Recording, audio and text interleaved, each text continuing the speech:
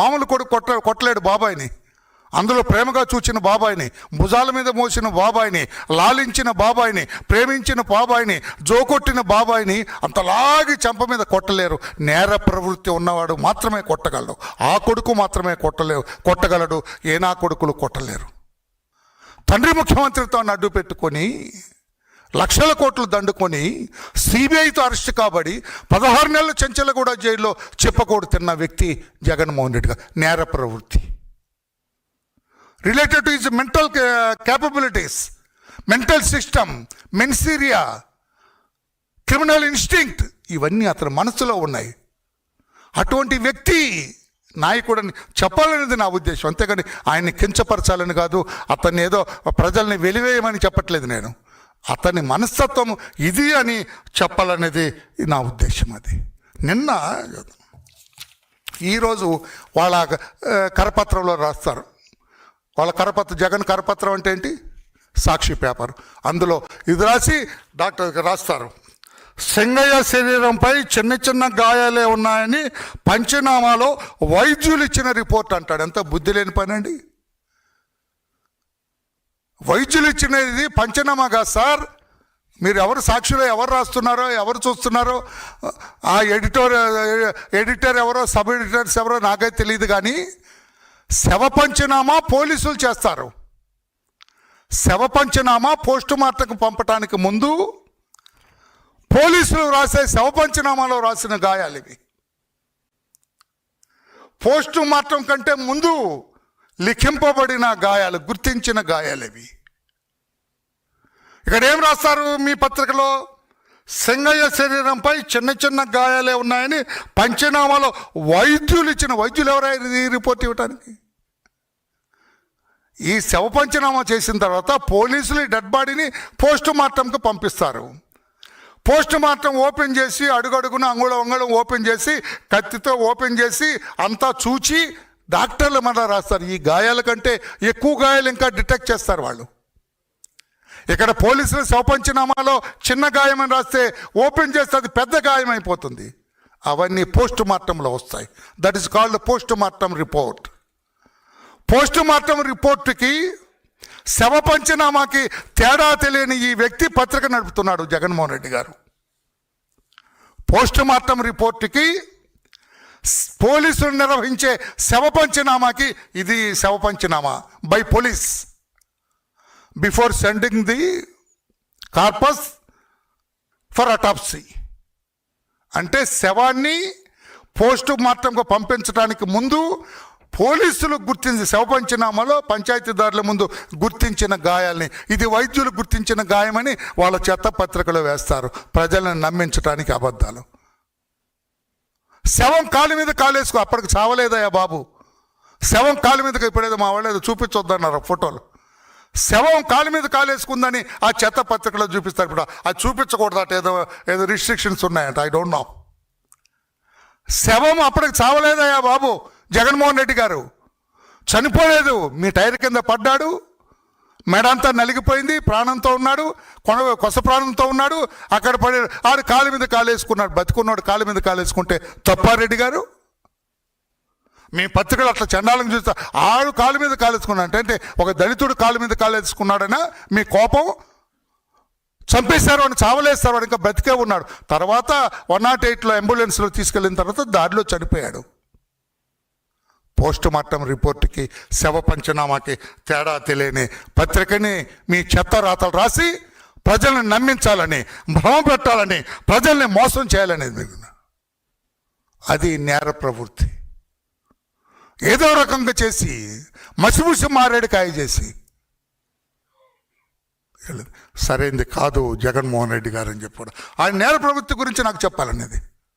నేను ఈరోజు ఛాలెంజ్ చేస్తున్నా, నా కారు కింద అతను పడలేదు సింగయ్య అని ధైర్యంగా ప్రెస్ మీట్ పెట్టి చెప్పగలరా జగన్? నేను ఓపెన్ ఛాలెంజ్ చేస్తున్నాను. మీకే మీరు ప్రెస్లో మాట చెబుతున్నారు కనుక, నిన్న కోర్టుకు కూడా వెళ్ళారు కనుక, నాకు ఈ కేసుకి సంబంధం లేదన్నారు కనుక ఒక ప్రెస్ పెట్టి నిన్న కోర్టులో చెప్పారు కదా మీరు.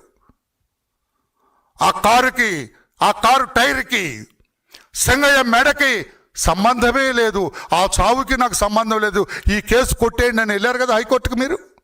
నేను ఈరోజు ఛాలెంజ్ చేస్తున్నా, నాకు సంబంధం లేదు సింగయ్య చావుతోటి, నా కారుకు సంబంధం లేదు అని ధైర్యంగా చెబుతారా? నేను ఛాలెంజ్. చెప్పలేరు మీరు. మీకు తెలుసు, మీరు పైనుండి చెయ్యూపుతుంటే కింద వాడి మెడ మీ టైర్ కింద నలిగిపోతుంది. పైనుండి మీరు జనానికి అభివాదం చేస్తుంటే కింద సింగయ్య అని ఒక దళితుడు తల మీ కారు టైర్ కింద నలిగిపోతూ ఉంది. ఆ విషయం మీకు తెలుసు. కారులో ఉన్న వాళ్ళు కూడా చెప్పారు మీకు. రజనీ గారు కారులో ఉన్న మిగతా వాళ్ళు, పేరుని నాన్నగారు, inmates of that car, driver గగ్గోలు పెట్టి అయ్యో చనిపోయాడు మనిషి కారు కింద పడ్డాడని చెల్లించారా మీరు? ఆంధ్రప్రదేశ్ మోటార్ వెహికల్స్ యాక్ట్ ఏం చెబుతుంది? ఆంధ్రప్రదేశ్ మోటార్ వెహికల్ యాక్ట్ ప్రకారం యాక్సిడెంట్ అయినప్పుడు అతన్ని ఆసుపత్రిలో చేర్పించి చికిత్స చేయించవలసిన బాధ్యత మీది కాదా? As owner of the car, as custodian of the car, as important person in the car, లాగా అవతల పడేయమంటారా? అది మీ నాయకులు ఎవరో అనకూడదు, కానీ ఏ అంబటి రాంబాబు కారు లేకపోతే అంబటి రాంబాబు మెడవ పడితే అంటారా మీరు? విడుదల రజని గారు పడితే అంటారండి? మీ ముఖ్య నాయకులు ఎవరైనా పడితే అంటారా మీరు? లాగా అవతల పడేయండి అని. ఒక దళితుడు కనుక, అనామకుడు కనుక, ఊరు పేరు లేనివాడు కనుక వాడిని లాగా అవతల పడేయమన్నారు. What is this audacity? అది మీ క్రిమినల్ ఇన్స్టింక్ట్, మీ మనస్తత్వం. అది ఎవడైనా లాగా అవతల పడే, బాబాయిని వేసిన వాడిని వీళ్ళు ఒక లెక్క, అదే కదా. దిక్కులేని వాడు అనేది కదా లాగి ముళ్ళ కంచెల్లో పడేస్తే తర్వాత 108 వాళ్ళు వచ్చి వాడిని పాప ఎక్కడ వెతికి తీసుకొని పోయినారు. మీ వాళ్ళు అయితే చేయగలరా సార్? లాగి అవతల పడేయమనగలరా? అందుకు మీ మీద కేసు, మీరు A2 అయినారు, driver A1, A2 other inmates మీద కేసు పెట్టినారు. పోలీసులు తప్పేముంది? ఏ వీడియో అంటాడు, ఎంత దుర్మార్గం అండి. స్పష్టంగా కనపడుతుంది టైర్, సింగయ్య మెడ, ఇవన్నీ కూడా స్పష్టంగా కనపడుతుంటే చేస్తున్నాం. మీ క్రిమినల్ ఇన్స్టింక్ట్. ప్రతి శుక్రవారం కోర్టుకు రమ్మని అడగలేదండి కోర్టు మిమ్మల్ని? ఎప్పుడైనా వెళ్ళారా మీరు? ధిక్కరణ అంటే అతని మెంటల్ కెపాసిటీ, అతను అవైబిలిటీస్ ఎట్లా ఉంటాయి మెంటల్గా. వాడు పిలిస్తే నేను వెళ్ళటం ఏంటి?